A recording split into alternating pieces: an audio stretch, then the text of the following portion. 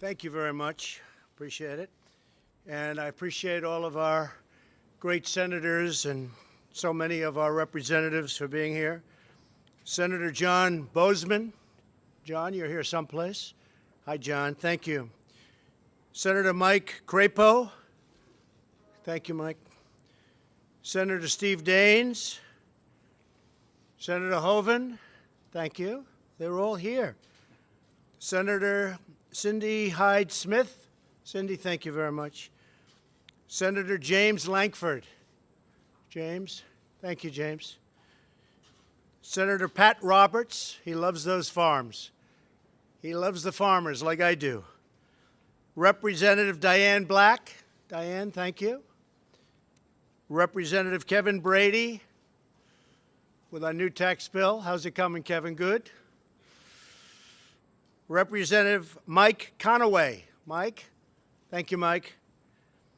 Representative Dan Newhouse. Thank you, Dan. Representative Kristi Noem. I have to call her governor now. That was a great win. Thank you, Kristi. Representative David Reichert. David, thank you. So we had a big day, very big. We met right here at the White House to launch a new phase in the relationship between the United States and the European Union, a phase of close friendship, of strong trade relations in which both of us will win, of working better together for global security and prosperity, and of fighting jointly against terrorism.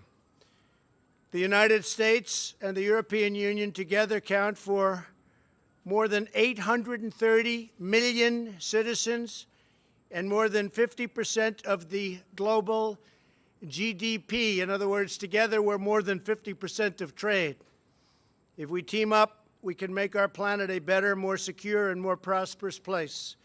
Already today, the United States and the European Union have a $1 trillion bilateral trade relationship, the largest economic relationship anywhere in the world. We want to further strengthen this trade relationship to the benefit of all American and European citizens. This is why we agreed today, first of all, to work together towards zero tariffs, zero non-tariff barriers, and zero subsidies on non-auto industrial goods. Thank you. Thank you. Thank you. We will also work to reduce barriers and increase trade in services, chemicals, pharmaceuticals, medical products, as well as soybeans. Soybeans is a big deal. And the European Union is going to start almost immediately to buy a lot of soybeans. They're a tremendous market. Buy a lot of soybeans from our farmers in the Midwest primarily. So I thank you for that, Jean-Claude. This will open markets for farmers and workers, increase investment, and lead to greater prosperity in both the United States and the European Union. It will also make trade fairer and more reciprocal, my favorite word, reciprocal.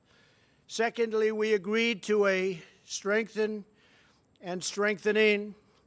of our strategic cooperation with respect to energy. The European Union wants to import more liquefied natural gas, LNG, from the United States, and they're going to be a very, very big buyer.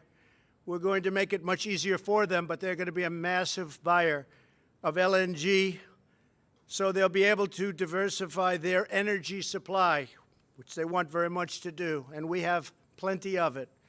Thirdly, we agreed today to launch a close dialogue on standards in order to ease trade, reduce bureaucratic obstacles, and slash costs dramatically.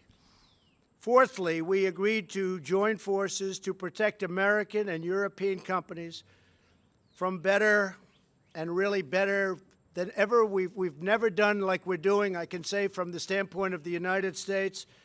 We've never done this well, but we're going to do a lot better after we do this deal and other deals that we're currently working on. Likewise, the European Union is going to do better, stronger, bigger. We will therefore work closely together with like-minded partners to reform the WTO and to address unfair trading practices, including intellectual property theft, forced technology transfer, industrial subsidies, distortions created by state-owned enterprises, and overcapacity. We decided to set up immediately an executive working group of very intelligent people on both sides. They'll be our closest advisors, and they're going to carry out this joint agenda. In addition, it will identify short-term measures to facilitate commercial exchanges and assess existing tariff measures and what we can do about that to the betterment of both. While we are working on this, we will not go against the spirit of this agreement unless either party terminates the negotiation. So we're starting the negotiation right now, but we know very much where it's going. We also will resolve the steel and aluminum tariff issues, and we will resolve retaliatory tariffs. We have some tariffs that are retaliatory, and that will get resolved as part of what we're doing. And with that, Jean-Claude, please. Mr. President, ladies and gentlemen, when I was invited by the President to the White House, I had one intention. I had the intention to make a deal today, and we made a deal today. We have identified a number of areas on which to work together. Work towards zero tariffs on industrial goods. That was my main intention, to propose to come down to zero tariffs on industrial goods. We've decided to strengthen our cooperation on energy. The EU will build more terminals to import liquefied natural gas from the US. This is also a message for others. We agreed to establish a dialogue on standards. As far as agriculture is concerned, the European Union can import more soybeans from the US, and it will be done. And we also agreed to work together on the reform of the WTO.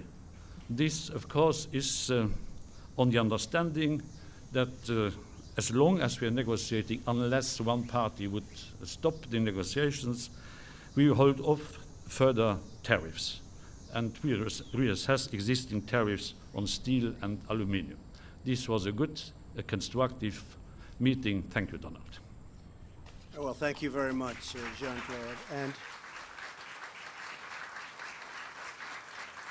I just want to conclude by saying this was a very big day for free and fair trade. Very big day indeed. Thank you very much, everybody. Thank you. Thank you. Jean-Claude, be careful.